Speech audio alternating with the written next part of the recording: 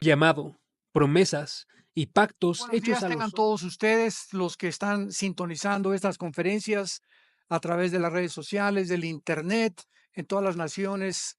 Estamos cerca ya de 57, 58 naciones y recibimos cartas de Inglaterra, de Francia, de España, de Barcelona. Ya tenemos más iglesias, quería compartirles. Ya tenemos en Madrid, tenemos en Barcelona iglesia también, en Italia, en Costa Rica.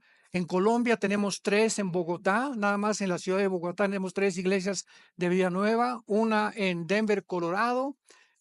Tenemos discípulos en Inglaterra también. Y le damos gracias a Dios por este alcance que Él nos ha dado. Y nos habla también de la seriedad con la cual los cristianos están tomando las Sagradas Escrituras, porque verdaderamente el tiempo es corto. Y mientras más atención pongamos y más firme hagamos nuestra convicción, más sólida será nuestra esperanza y más ganas y el ánimo será una pasión la que debemos de tener, una pasión porque el evangelio se ha compartido en el mundo. Esta serie de profecías selladas del fin, estamos compartiendo que las profecías del Antiguo Testamento, cada vez lo vamos a ver con bastantes versículos, cada vez que tú oyes en el Antiguo Testamento los últimos días o los postreros días o el tiempo del fin, siempre en el Antiguo Testamento se refiere a los últimos días, al tiempo del fin de Israel. Y siempre se refiere a la gran tribulación. ¿Cuándo serán los últimos días de Israel, los postreros días de Israel, el tiempo del fin de Israel? Se cumplirán hasta el final de la tribulación, cuando los purgue Dios en los 7 años de tribulación de la semana 70 de Daniel, y Él regrese para que ellos entren con la iglesia a poblar el mundo otra vez en el reino mesiánico o en el reino milenial. Muy bien. Y cuando en el Nuevo Testamento, de los Hechos para adelante, oigamos la frase, estos postreros días, en el último tiempo, en los últimos días, siempre se refiere al final de la iglesia. ¿Cuándo terminan los últimos días para nosotros? Con el arrebatamiento de la iglesia. En cuanto sea la iglesia sacada del mundo, en ese momento se terminó y fueron los últimos días de la iglesia. Y entonces comienza Dios y regresa a terminar lo que dejó pendiente con la nación de Israel. Veamos entonces que el término bíblico los últimos días y el más popular los últimos tiempos no siempre se refieren a la iglesia o a Israel. Tenemos que ver en dónde está el texto y el contexto descrito.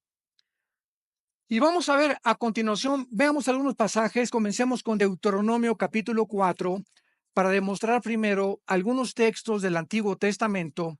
Deuteronomio 4, versículo 30, que hablan de los postreros días y siempre se refieren ¿a cuándo? A los últimos días de Israel. ¿Cuándo será el final de Israel? En el tiempo de la gran tribulación. Ahí Dios terminará con la nación de Israel. Dice Deuteronomio 4, versículo 30, cuando estuvieres en angustia y te alcanzaren todas estas cosas, si en los postreros días te volvieres a Jehová tu Dios y oyeres tu voz, su voz, porque Dios es misericordioso, es Jehová tu Dios. Aquí está hablando Moisés del tiempo de la angustia, que lo confirma el profeta Jeremías, que serán los días cuando Israel sufrirá más que en cualquier otra época de toda su historia. Deuteronomio 31, versículo 29. Porque yo sé que después de mi muerte, ciertamente os corromperán. Se apartarán del camino que les he mandado y que les ha de venir, mas en los postreros días, por haber hecho mal ante los ojos de Jehová, enojándole con toda la obra de vuestras manos, habló Moisés a la congregación estas palabras, este cántico, hasta acabarlo. A los que les interese la frase postreros días, es la palabra hebrea acharit, yom, así como suena acharit con CH, yom con Y, a los que les interese profundizar en el hebreo. Veamos otro ejemplo en el Antiguo Testamento, en Jeremías capítulo 30, versículo 29. Jeremías 30, versículo 24, perdón. Jeremías 30, 24. No se calmará el ardor de la ira de Jehová hasta que haya hecho y cumplido los pensamientos de su corazón. En el fin de los días, en el fin de los días, entenderán esto. ¿A qué se refiere el Espíritu Santo hablándole a través de Jeremías al pueblo de Israel? Que hasta el final de los días ellos iban a entender por qué Dios se enojó con Israel, porque será al final de los días, en la tribulación, cuando Israel se convierta a Jesús el Mesías. Lo rechazaron, hicieron enojar a Dios y ahorita Dios está divorciado de la nación de Israel. Isaías 50, versículo 1. Dios le dio carta de divorcio a Israel, pero Israel está pendiente.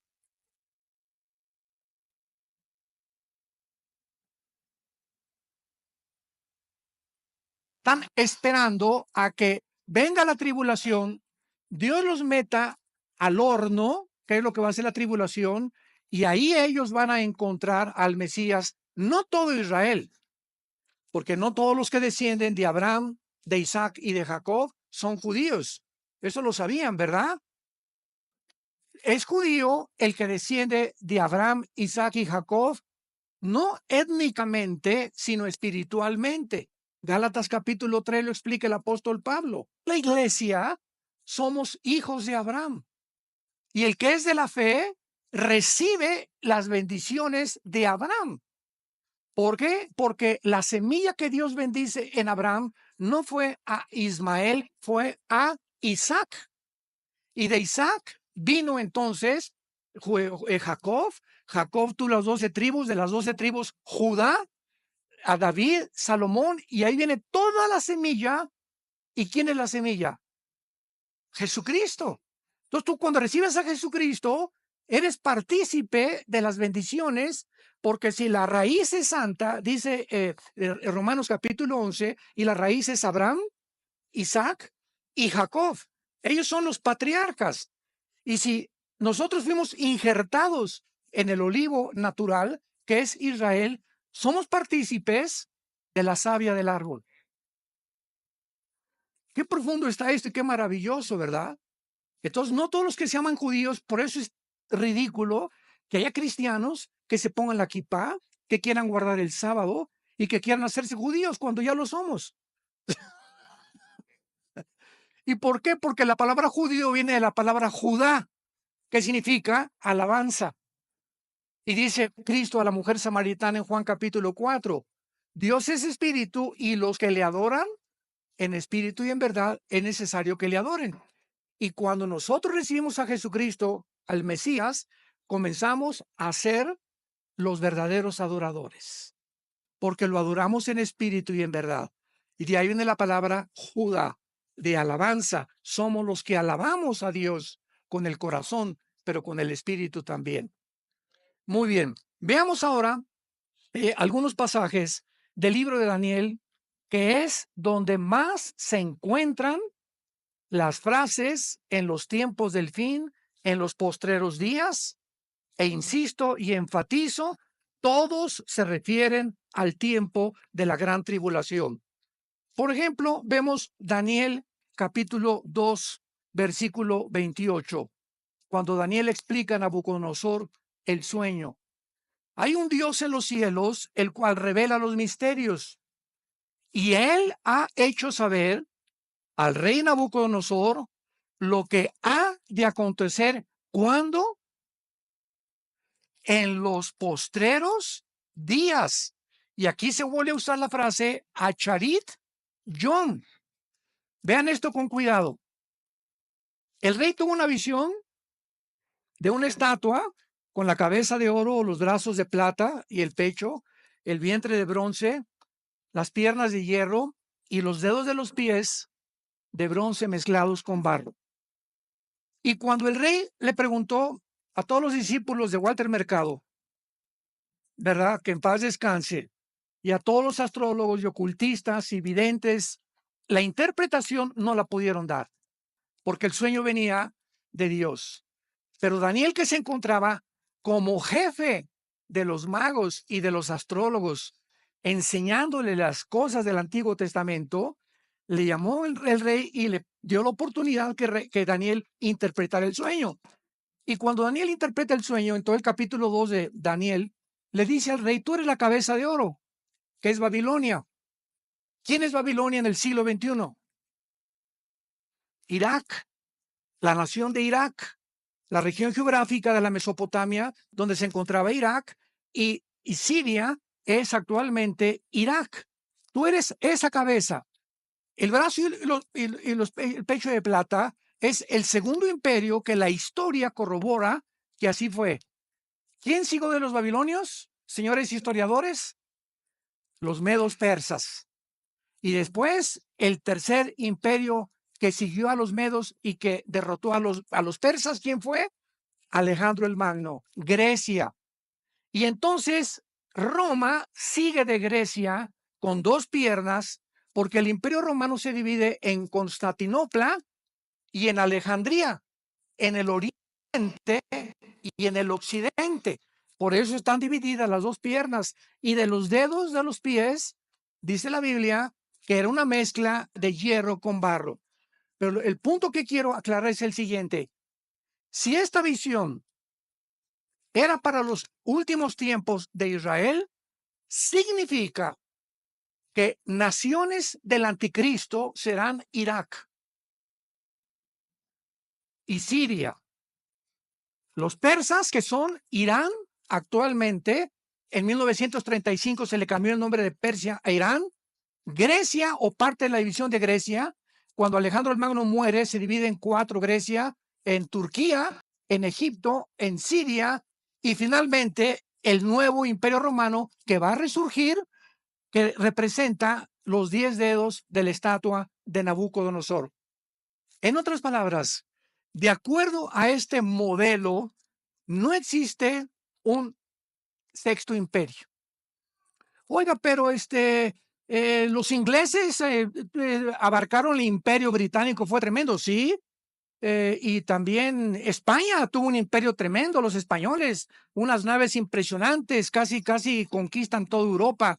Y también los otomanos, los turcos, ¿verdad? Y los musulmanes, 500 años casi del gobierno otomano, pero todos estos supuestos imperios, incluyendo a los nazis del siglo pasado, nunca Hitler se tuvo que unir con Mussolini en Italia, con los japoneses, y solamente Hitler conquistó Polonia, Austria, Hungría, algunas naciones de Europa. Los otomanos solamente se concentraron en el Medio Oriente, los españoles también. Nunca hubo imperios como los 4 imperios descritos en Daniel: el imperio babilónico, el medo-persa, los griegos y los romanos. Entonces, si solamente va a haber 4 imperios, no más. Aquí Dios, el modelo es el siguiente: los 10 dedos son del mismo imperio, porque descienden de las piernas del imperio romano, del cuarto imperio. Esto significa que del antiguo imperio romano, 5 naciones de Europa y 5 del Oriente se van a unir. Y dice Daniel 7, y de una de ellas, de una de estas 10 naciones, surgirá el cuerno pequeño o el anticristo. Y el anticristo viene de la región geográfica, no de Inglaterra, no de España, no de Italia, no de México ni de Metepec. El anticristo va a surgir de la región geográfica que perteneció en el Antiguo Testamento a la Mesopotamia, que era Siria e Irak. De esa zona surge el anticristo. de acuerdo a Daniel capítulo 8, pero no vamos ahorita a profundizar en eso. Pero esto es importante para todos ustedes. Veamos ahora Daniel 8. Daniel 8. Ojalá que estén aprendiendo algo. Versículo 17. Daniel 8, 17. Vino luego cerca de donde yo estaba, y con su venida me asombré, y me postré sobre mi rostro. Pero él me dijo, o sea, aquí Daniel enfrenta a un ángel de Dios, que le comienza el ángel a revelar a Daniel profecías del fin. Y entonces el ángel le dijo, entiende, hijo de hombre, porque la visión es para cuándo. Todas las visiones del libro de Daniel son para el tiempo que nos encontramos y lo que sigue, que es la tribulación. Pero antes de que Dios trate con Israel y cumpla las profecías que vamos a ver que se van a cumplir con Israel, Dios tiene primero que tratar con nosotros. Dios tiene primero que purificarnos. Y si algo positivo le podemos sacar a la famosa pandemia del año pasado y algunas continuaciones y secuelas que continúan, es que Dios purificó, como no se imaginan ustedes no tienen idea de cómo barrió Dios la iglesia en el mundo entero. Probó líderes, probó misioneros, probó cristianos, probó motivos por los cuales muchos sirven a Dios. El miedo paralizó a muchas personas. El miedo te impide actuar, te desconcentra, no puedes pensar racionalmente por el temor. En fin, ¿verdad? Hubo una limpia. Dios pasó la escoba y el trapeador por las iglesias que se decían cristianas. Y ustedes no se imaginan, me decía Marcelo en Italia, Armando, aquí nada más en Italia, más de 27 iglesias cerraron. Ya desaparecieron, ya no existen. De nosotros, la mitad que teníamos no regresó. Están comenzando a regresar poco a poquito. Pero todo esto no es más que una limpia de Dios para purificar a los que no son, que de una vez se sepa quiénes no son. Porque las iglesias estaban llenas de cristianos, entre comillas, profesantes, que iban y regresaban el domingo, el lunes, martes y miércoles, volvían a ser Juan Camaney. Volvían a ser el Charrascas y el Juan Charrasqueado. Y llegaban el domingo y tenían cara de San Clodomiro. Pero en sus casas nunca su vida fue cambiada, su matrimonio nunca fue estructurado, sus hijos nunca vieron el ejemplo de sus padres y hay millones de jóvenes decepcionados de sus padres, de la hipocresía de sus padres. Estaba leyendo hoy en la mañana una página de las que ya están saliendo sin censura, que hubo más suicidios en Europa y en Japón y en Estados Unidos que la cantidad de muertos por la pandemia. ¿De qué suicidios está usted hablando? Me preguntarás. Entre niños de 12 a 18 años.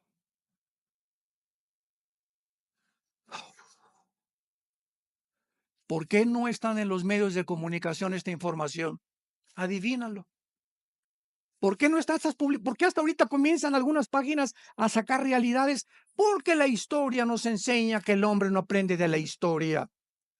Hasta que llegó Inglaterra a Berlín en la Segunda Guerra Mundial, con los canadienses, con los norteamericanos y con los rusos, porque Stalin se unió a Inglaterra y Estados Unidos contra los nazis, hasta que llegaron a Berlín. Después de casi 5 años del 39 al 45, 6 años de Segunda Guerra Mundial, nadie se enteró lo que estaba haciendo, la maldad que se encontraba detrás de Hitler. Los experimentos genéticos que hicieron con millones de personas. Y cuando los alemanes, 85 millones de alemanes, abrieron los ojos y se dieron cuenta de lo que había pasado, dijeron, pero no puede ser. Si tenían caras de buenos, el país iba adelante y se levantó la Volkswagen, inventaron el carro Porsche, sacó a los comunistas de Alemania, Hitler, mandó construir casas, etcétera, etcétera. Era el frente.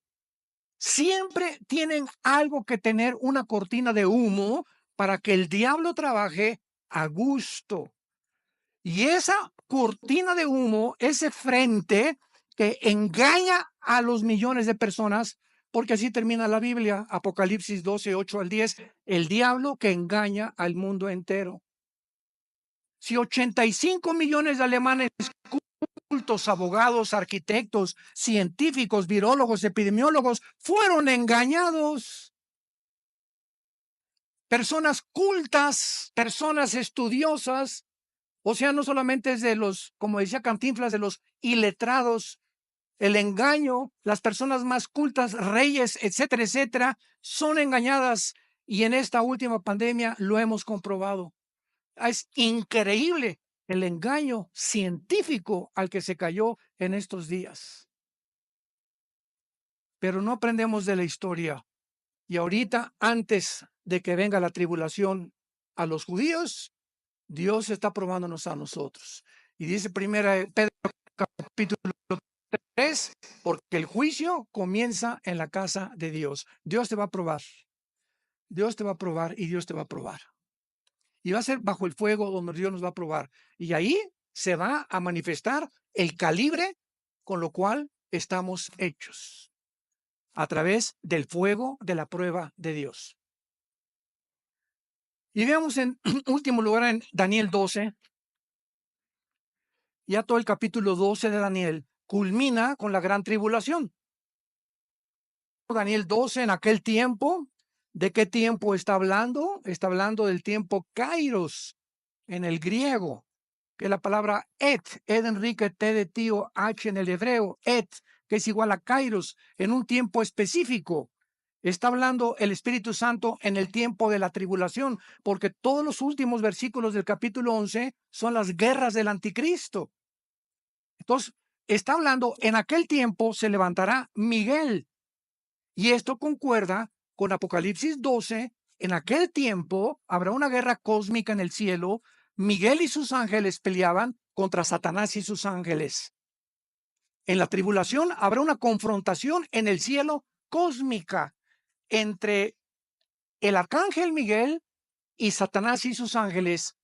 Va a vencer Miguel desde luego, y Satanás y sus ángeles, Apocalipsis 12, serán lanzados al planeta Tierra. Imagínense estos 7 años en este mundo. Si ahorita estamos padeciendo bastante de muchas cosas, en el tiempo de la tribulación, Satanás baja personalmente al mundo, acompañado de cientos de miles de ángeles caídos, tal vez disfrazados de extraterrestres. O tal vez sean los 10 gobiernos que va a tener el anticristo, que estos gobernantes están poseídos, como Alejandro el Magno fue poseído por un principado satánico. Este gobierno del anticristo serán poseídos por ángeles caídos. Y además, Apocalipsis 9, se va a abrir el infierno. Millones de demonios saldrán del abismo y atormentarán a los seres humanos por más de 5 o 6 meses. Y agrégale que el anticristo va a hacer señales, el falso profeta, señales y prodigios. El mundo, si ahorita estamos siendo engañados en muchas cosas, imaginémonos cuando haya fenómenos sobrenaturales y fenómenos cósmicos. Ya los ovnis van a desaparecer en el tiempo de la tribulación. Los que tripulan los ovnis son los que van a bajar aquí, disfrazados de extraterrestres. Todo está preparado para la consumación del plan de Dios. En aquel tiempo se levantará Miguel, el gran príncipe que está de parte de los hijos de tu pueblo. O sea, la Biblia menciona que Miguel, el arcángel, es el que defiende a la nación de Israel. Está designado para ser el defensor de Israel. Y dice, y será tiempo de angustia. ¿Cómo sabemos que es la tribulación? A continuación dice estas palabras: cual nunca fue desde que hubo gente hasta entonces. Nos damos cuenta por el lenguaje que jamás en la historia va a haber el problema, la angustia que va a haber en la tribulación. Y Cristo en Mateo 24:21 lo confirma, porque habrá tribulación como nunca jamás, ni la Primera Guerra Mundial, ni la Segunda Guerra Mundial, ni los genocidios de Hitler, ni de Stalin, ni de Mao, ni de Mao Zedong, ni de Lenin. Nada se va a comparar con los 7 años de la tribulación, donde gracias a Dios, si tú eres hijo e hija de Dios verdadero, es tiempo que le entregues tu vida a Jesucristo. Porque se viene sobre el mundo como ustedes no se imaginan. Y dice aquí, entonces tu pueblo en aquel tiempo será libertado. Todos los que se hallen escritos en el libro. Muchos de los que duermen en el polvo de la tierra serán despertados, unos para vida eterna y otros para vergüenza y confusión perpetua. Noten el versículo 3, los entendidos, que es la palabra en el hebreo sakhal, S-A-K-H-A-L, sakhal, los entendidos. ¿Quiénes son los entendidos? En este tiempo que estamos viviendo, ¿quién ha entendido lo que está pasando en el mundo? Nadie levante la mano. ¿Quién ha entendido? ¿Quién ha entendido? De todos los que nos escuchan, ¿quién ha entendido en estos últimos 16 meses, 18 meses, que detrás de todo se encuentra Satanás? No veamos a epidemiólogos, ni a virólogos, ni aquí, ni que organizaciones. 1 Juan 5:19. El mundo entero se encuentra bajo el maligno. Entonces, cualquier alteración en el mundo como la que hemos tenido, detrás se tiene que encontrar el príncipe de las tinieblas, forzosamente. Y si se encuentra detrás de los hombres son títeres nada más. Efesios 6:12, no tenemos lucha contra sangre y carne. No es la lucha entre nosotros, ni contra los nazis, ni contra ni contra tu suegra, ni contra tu vecino. Nuestra lucha es espiritual. Y si queremos no perder de vista que es una guerra espiritual a la que nos estamos enfrentando, la única manera de sobrevivir es de rodillas. Nada más. Todo este tiempo, no me quiero afanar ni mucho menos, ¿verdad? Ni gloriarme. Pero en todo este tiempo que ha pasado, nunca he estado más tiempo de rodillas en mis 43 años que llevo de predicar este mensaje. Este año cumplo 43 años de ministerio, 46 años de ser cristiano. En los 46 años que tengo de ser cristiano, los cumplo este año. Jamás me había movido el Espíritu Santo a orar tanto como en estos tiempos. Me levanto a las 3 de la mañana, me levanto a las 5 de la mañana, a las 11 de la mañana, después de la comida, a las 6 de la tarde, pero así siento que necesito estar con Él, con el Señor y con su palabra. Porque son los tiempos en que tenemos que entender. Dice uno de los salmos, gran entendimiento tienen los que aman y guardan tu palabra. ¿Quieres entender realmente y no quieres pasar desapercibido de todos los que van a venir como el diluvio y se los va a llevar a todos? Como dice en Mateo 24, ¿te acuerdas lo que dice? Como en los tiempos de Noé, ¿y te acuerdas lo que dice? Y no entendieron. Siempre el entendimiento es la característica y la capacidad que el Espíritu Santo nos da cuando vivimos cerca de Él. Cuando este libro lo tienes en tu corazón, cuando día y noche meditas, lo lees, lo estudias, asistes a estudios bíblicos, lo guardas, lo memorizas, vas a entender qué está pasando.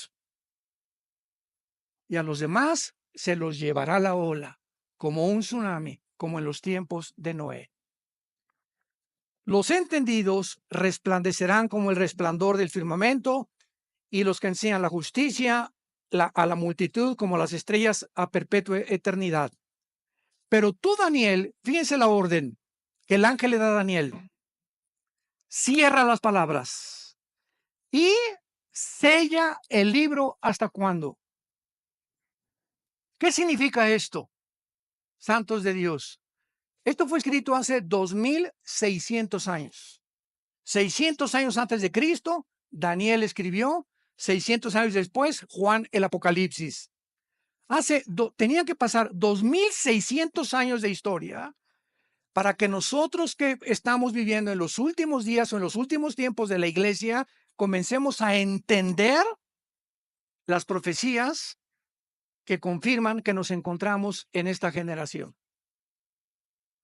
Hasta en este momento estamos comenzando a entender las profecías del libro de Daniel, porque estaban selladas para el tiempo del fin. Dice el versículo 9, él respondió, anda Daniel, estas palabras están cerradas y selladas otra vez hasta el tiempo del fin. Muchos serán limpios, emblanquecidos y purificados. Los impíos procederán impíamente y ninguno de los impíos, que dice, entenderá. Tú eres hijo e hija de Dios, o eres impío, o eres una impía. ¿Qué cosa sucede cuando una persona no entiende los caminos ni los pensamientos de Dios? Vives confundido. ¿Qué es la confusión? No chepo para dónde voy. Chipacá, chipacá, o chipallá, o chipayatlas. Esa es la confusión. No sabes qué camino agarrar. Te casas con la persona equivocada, compras el carro equivocado, compras la casa equivocada, no sabes cómo invertir tu dinero, no sabes en qué escuela vas a meter a tus hijos, no sabes cómo educarlos, vives así, ¿verdad? Porque no tienes dirección. Eso es lo que produce la confusión espiritual. Ya te vas con un muchacho y ya te vas con otro y antes de que te cases ya pasaste con 6 o 7 muchachos o con 6 o 7 muchachas, porque no sabes cuál. Esa es la confusión que produce no vivir cerca de Dios. Los entendidos entenderán y comprenderán, pero los impíos continuarán siendo cada vez más malos. La maldad ha llegado ahorita en el mundo como no se la pueden imaginar. Los nazis parecen kindergarten con lo que está pasando actualmente en el mundo. Hay una maldad impresionante, un plan, un proyecto que está preparando todo para los tiempos en que aparezca el anticristo ante la humanidad. Y para terminar, veamos ahora en el Nuevo Testamento las frases de los postreros días, los últimos días, para saber y contestar la pregunta, ¿en qué tiempos entonces nos encontramos? Vamos a entenderlo a continuación. En Hechos capítulo 2, Hechos capítulo 2, versículo 16 y 17, Pedro se encuentra citando al profeta Joel en Pentecostés. ¿Y qué dice Pedro? ¿Y en los qué? Y en los postreros días, dice Dios, derramaré mi espíritu sobre toda carne, vuestros hijos y vuestras hijas profetizarán, vuestros jóvenes verán visiones, vuestros ancianos serán sueños. Pedro está citando que desde que se inició la iglesia, atención, desde que se inició la iglesia hasta que seamos sacados del mundo, nos encontramos en los últimos días de la iglesia, no de Israel. Los postreros días, lo vamos a confirmar más adelante, comenzaron desde que el Espíritu Santo vino en Pentecostés hace 2000 años. Nos encontramos en los últimos días o en los últimos tiempos de la iglesia. Vamos a confirmarlo. Vayamos a Primera de Juan capítulo 2, versículo 18. Primera de Juan 2, 18. Hijitos, ya es la última hora. Se tradujo el último tiempo. Y según ustedes han oído que el anticristo viene. Así ahora han surgido muchos anticristos. Por esto conocemos que es, ¿qué cosa? Que nos encontramos. Por esto sabemos, por la guerra tan impresionante contra el cristianismo, por lo que están haciendo y matando a los cristianos en el mundo entero, por la persecución que hay tan feroz en la China contra los cristianos, y en otras partes, en naciones del norte de África, inclusive en Chiapas, en Oaxaca, no se imaginan ustedes, pero no lo publican. Nada, los medios de comunicación están ahorita, nada. Y creemos que todo lo que sale en los medios de comunicación es verdad. Y esconden todo aquello que no les conviene que nosotros lo creamos. Porque estamos comenzando a ser manipulados para creer lo que ellos creen, actuar como ellos actúan y hacer lo que ellos hacen. Y determinar que lo que es bueno para ellos, nosotros tenemos que aceptarlo como bueno. Lo que ellos consideran científico, lo tenemos que aceptar como científico nosotros también, sin darle oportunidad a otros científicos, ni a otros historiadores, ni a otras personas de que puedan hablar, porque si hablan, lo censuran. ¿Habías tú escuchado a lo que ha llegado el mundo? ¿Ya entendiste en qué mundo nos encontramos ahorita? Tú ahorita en YouTube, en Internet, no puedes decir nada, nada que contradiga a un grupo élite que tiene el control del 95% de los medios de comunicación, televisoras, radios, estaciones, control, películas, todo 95% de los medios de comunicación están en manos de 6 familias. 6 familias están controlando el mundo. Haz de cuenta, ponte un mundo así, y aquí están como dioses ellos, ¿verdad? Vamos a hacer esto, vamos a imponer esto, vamos a implementar aquello, etcétera, etcétera. Y ellos les están dando las órdenes a los gobiernos. Antes los gobernantes mantenían su soberanía nacional. Y si Guatemala tuvo una decisión, no por qué México la va a tener. Y si España tiene algo y crea algo, ¿verdad? Pues que lo crean los españoles, pero no nos contagien a nosotros. Pero ahora ya no es así. Ahora no son los gobiernos los que dictan los protocolos. Son 6 familias que le dictan a los gobiernos lo que tienen que hacer. Y es cuando nos damos cuenta las palabras del fundador de los bancos, Rothschild. Dijo Rothschild, el fundador de los bancos en Europa, el que tenga el poder económico gobierna el mundo. En este último año, este grupo triplicó sus trillones de dólares. Triplicaron con la pandemia trillones de dólares. Se volvieron multimillonarios. Y como el poder enferma y el poder absoluto corrompe absolutamente, imaginémonos a este grupo de personas que tienen ahora el control de los gobiernos para quitarles a los gobiernos su soberanía nacional, lo que pueden atreverse a hacer y esperémonos a lo que van a seguir haciendo. Pero los entendidos lo van a entender. Veamos otro pasaje en Primera de Pedro, allá más atrás, no te regresas hasta el Génesis.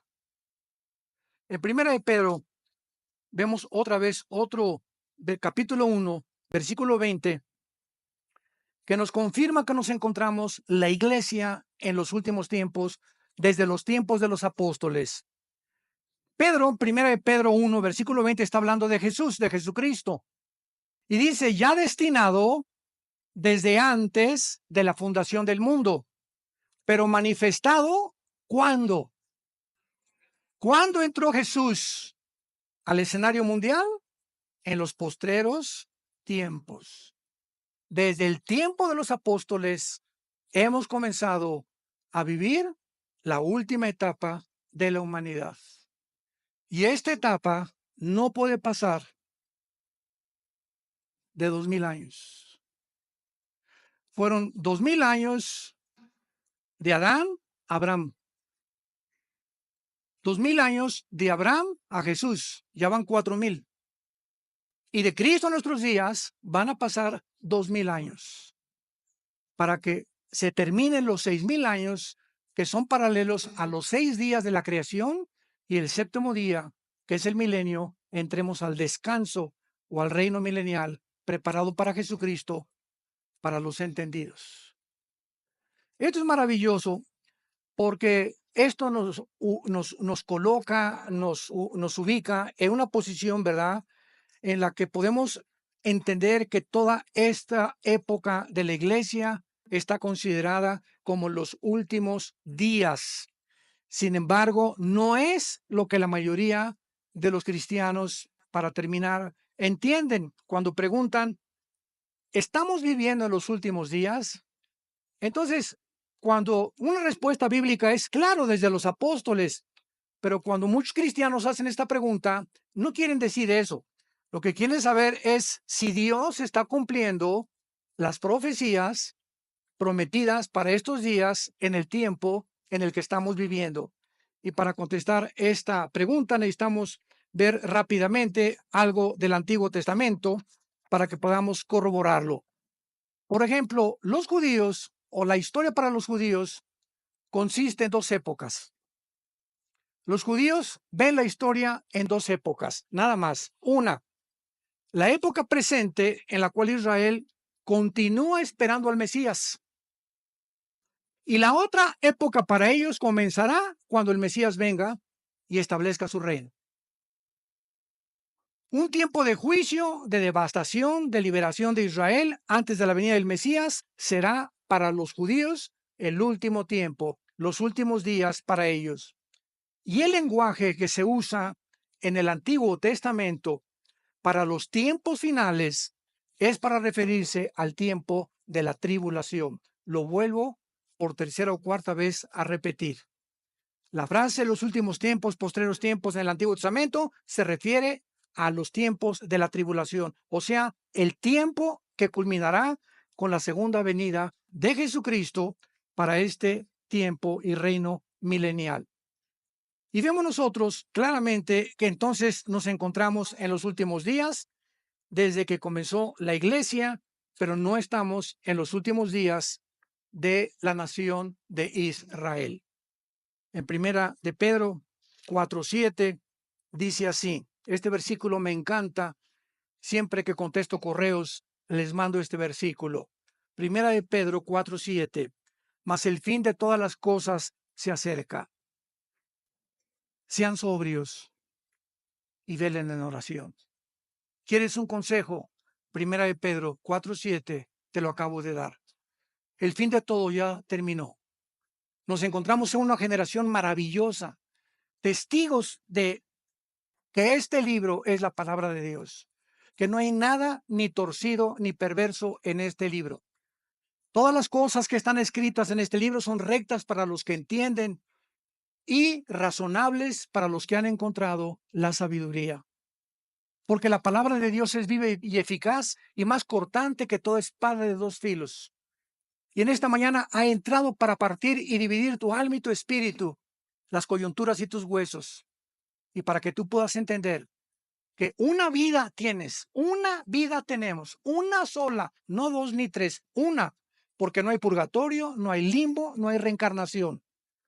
Una vida tenemos para que hoy, que escuchas esta palabra, hagas firme tu convicción con el Señor Jesucristo, que fue crucificado, fue enterrado y fue resucitado a los 3 días. Y ahora se encuentra sentado a la diestra del Padre, esperando venir por nosotros. Pero mientras viene por nosotros, Él se encuentra intercediendo por nosotros, para que nuestra fe no falte. Gracias, Padre, en esta mañana por tu palabra. Hemos comprendido y entendido que el fin de todas las cosas se acerca. No nos dejemos sorprender ni espantar ni conmover en el espíritu por lo que está pasando en el mundo. De ninguna manera, alegrémonos, porque las tinieblas cubrirán el mundo. Así lo dice la Biblia. Pero nosotros, que somos tu familia, que diste tu vida en una cruz, en nuestro lugar, vamos a entender y va a resplandecer la luz y vamos a saber en este tiempo lo que tenemos que hacer. Vamos a saber qué decisiones tomar. Vamos a saber cómo cuidar a nuestra familia, cómo invertir nuestro dinero, cómo viajar, cómo vivir de día y de noche, porque tendremos la luz de tu Espíritu Santo. Gracias, Jesús, por tan grande salvación, bendito y amado Salvador. Esperamos que vengas pronto. Ven, dice la iglesia, ven Jesús, ven. Y el que tenga hambre y tenga sed, venga y beba del agua de la vida gratuitamente. Te invito hoy en este momento, en esta mañana, que vengas a la cruz. Ven a la cruz hoy. No te invito a ninguna religión, a ninguna ideología. Te invito a que vengas a un hombre llamado Jesucristo. Esa es la invitación de la Biblia. Ven a la persona del Hijo de Dios que envió Dios al mundo a pagar por tus pecados y a pagar por mis pecados. Y dile ahí desde donde tú estés, los que nos ven por la televisión también, dile, Señor, perdóname por todas las maldades que he hecho, por todas las veces que he violado tus leyes, por todos mis pecados. Pero ahora creo que en esa cruz pagaste con ellos, por ellos, para que yo tuviera la salvación. Gracias porque esa sangre que derramaste, Señor Jesús, en la cruz, me limpia de toda maldad, de todo mi pasado. Hoy mi pasado queda desaparecido, como si jamás lo hubiera hecho, por tu gracia. Esto se llama gracia, donde Dios, siendo pecadores, ahora nos llama santos y ahora nos llama justos, gracias a Jesucristo. Justificados por la fe tenemos paz para con Dios por medio de Jesucristo, por quien también tenemos entrada a esta gracia en la cual estamos firmes y nos gloriamos en ella, y en las tribulaciones nos gloriamos también, porque las tribulaciones producen paciencia, la paciencia esperanza, y la esperanza no avergüenza, porque el amor de Dios ha sido derramado en nuestros corazones por el Espíritu Santo que Él nos ha dado. Gracias, Señor. Dile